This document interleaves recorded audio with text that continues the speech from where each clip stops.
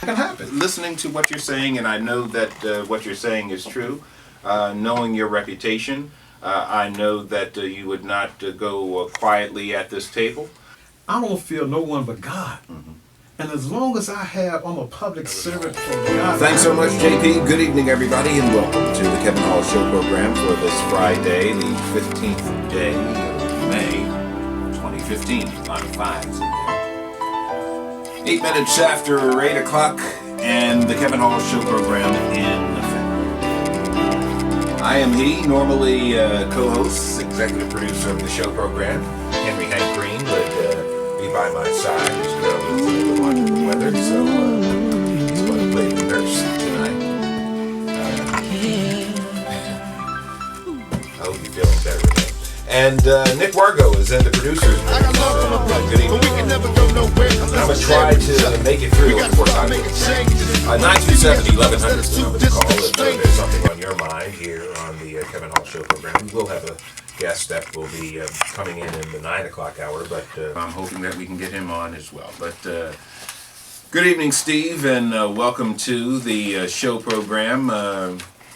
As always, as you said to me before we got everybody hooked up, you always have some of the youth, our next generation, with you to not only observe but also give you input. So it's a mutual situation, but you do it so well. Welcome to the show program, Steve. What's going on with you, sir? Well, first I want to say it's an honor to be here, Kevin, and being on your air thing just brings a light to what's going on in our area, and it's about information and education. Yes, sir. And that's probably why I'm running for development. Let me just say on the comment you just made, and it kind of encompasses everything that's going on. Is it really a lack of funding, or is it a change in priorities? I mean, clearly we are trying to milk 1/3 of the budget for everything else other than public safety. Everything else. And it just seems to me that we could find, in the example of the recreation department, which I'll get into with you in a moment, it's $2.8 million to run the recreation department, and it seems like such a small amount in our overall $230 million budget or whatever it is. And I don't understand inflicting this kind of hurt on the community at this time of year. Well, you're exactly right when it comes to priority, but sometimes you have to demand things. And in order to do that, you have to be at the table, and you have to hold, you have to have people backing you to hold those who can administrate what you may legislate. And that's what council people do. Basically, they do legislation. And we got to get back to getting rid of the word politician and bring it back to the word public servant, because they work for the people. And that's the people's money that they're talking about moving around. And when you talk about our children and our youth, I mean, here it is, they're talking about laying off teachers. That's dealing with our youth. They're talking about recreation. That's dealing with our young people. They're talking about jobs. Our young people not working now. They're talking about high taxes. That's everybody. Because if you don't have a roof over your head, you can't do none of the rest. So, and then they was talking about taking away the water, where you couldn't have the rate to flushing the toilet would go up. So these type of issues, they social issues, but at the same time, it creates a climate that don't make it comfortable for people that don't have too much to lose at this time. And we should have learned that from Baltimore and Ferguson. That's what triggered off. I mean, America in this country, especially Atlantic City, we had a war on drugs. We had a war on gangs. What about the war on poverty? Spending that money for the social ills of our community. We missed that in Atlantic City because we didn't have that voice.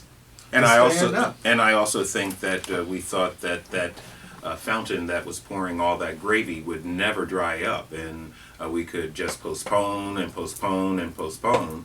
And when the gravy dried up, all of a sudden people were looking for scapegoats and places where they could cut, and the people who were going to squeak the least, in their opinion, was a community that had squawked the least previously. You understand Well, what we I'm got to saying? look at the root of what happened. You always go to the root so you can know where you're going. And the root of what happened politically here in this city, we had an administration at one time, and we were changing administration for about a 2 weeks period. And during that 2 week period, the person that became mayor, there was a time when Donald Trump and Taj Mahal was challenging their taxes. So they were going through a tax appeal. So you had somebody in that was acting mayor for 2 weeks, signed on an agreement and gave them $40 million of our money. So what would that say to the other casinos? And who does that happen to? Well, that happened to be my opponent. And not only that, when it comes to the contracts for police and fire, where most of the money is coming in and out of our community from, he settled that contract. So those contracts continue to go up, even up to today. Those settlements are still going up to today. So we had to settle with all these casinos, with all this money, because we set precedent for that to happen back during that 2 week time of an acting mayor. So we got to go back to the root of it and what caused this issue so we can know how to get out of this issue. And most of it through legislation. And one thing I do from Washington, in which I met with the president and his staff, President Barack Obama, and the White House. So he knows about Atlantic City. And when it comes to the state of New Jersey, those legislators up in Trenton who's deciding our future, that don't live here most of the time, most of them, but just visit and looking out for their constituents, that is a major problem if we're not at the table. So I know how to lobby with them. I know how to sit down with them. I know how to talk to them about changing legislation. But how a bill becomes a law, and that can happen. Listening to what you're saying, and I know that what you're saying is true. Knowing your reputation, I know that you would not go quietly at this table. You are going to stand for your constituency and all of that. But that makes you dangerous. I mean, that means that they are going to try to double their efforts to make sure that you don't get a seat at the table. And that's where fear comes from. Mm-hmm. When you have a fear of someone hurting you, then you will actually fear them. I don't fear no one but God. Mm-hmm. And as long as I'm a public servant for the God that I believe in, and work within the people that I believe in, there's no power that can overcome that. An example of that, we made a miracle here in Atlantic City without me being a politician. Okay. My first work of activism was 31 North Virginia Avenue, a building with a millionaire, Donald Trump, wanted to tear down and open his road to his casino.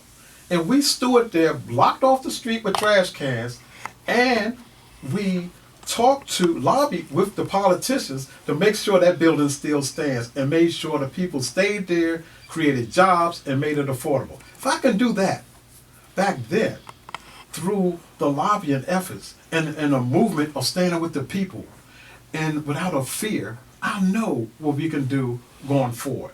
927-1100 is the number to call if there's something on your mind. You have a question for Fourth Ward Council candidate Steve Young. 927-1100 here on the Kevin Hall Show program. You know, I noticed you brought some young people in here. I mentioned them as I was introducing you. Why don't you introduce Sure. them? With young people, we got to stop having them behind us and stop being afraid of them. And this is a young man that's with me today that's, his pants was down just a few months ago. And he was a rebel rouser in the community. I would say more like a terrorizer. But anybody can change. And especially when they be around role models. Positive. Positive. Yes, sir. And don't just push them out there, but just have them be beside you, not behind you. So this young man came beside me and started walking with me, talking with me, traveling with me. We've been to New York. We met famous people, And then we went to Baltimore when the riot was happening, when he seen the tanks and everything. But what really I was admired about, one day I came to pick him up. He didn't have the jeans on and the pants hanging down. he had a suit and tie. All right. Not from me telling him to put a suit on tie, but something that he wanted to do. So Kaleem Williams is here, and I'll just like to introduce him and have him say a few words about himself and the campaign. Welcome, Glenn. How you doing? I just want to let everybody know Steve Young was a big impact in my life. He actually made me change. Because before, like he said, I was that boy on the corner and doing my thing. And I started hanging with him, protesting, going to the Hour of Power for the Peacekeepers, and a lot of stuff, helping him with his campaign. And just takes a lot of stress off me. Just know I ain't in the streets no more. I got somebody behind me. Like, Did you ever feel that any of the current people that you might know of in government, even the person that he's running against, did they ever reach out to you and make you feel as if there was more to life than what you were doing? no. Yeah, and Kaleem registered to vote, and he received his voter registration card on Monday.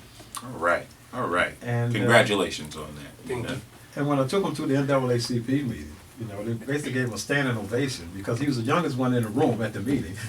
And at the same time, he was accomplishing something and seeing a vision now. Because without a vision, our children will perish as well as our community. So they must see some type of vision.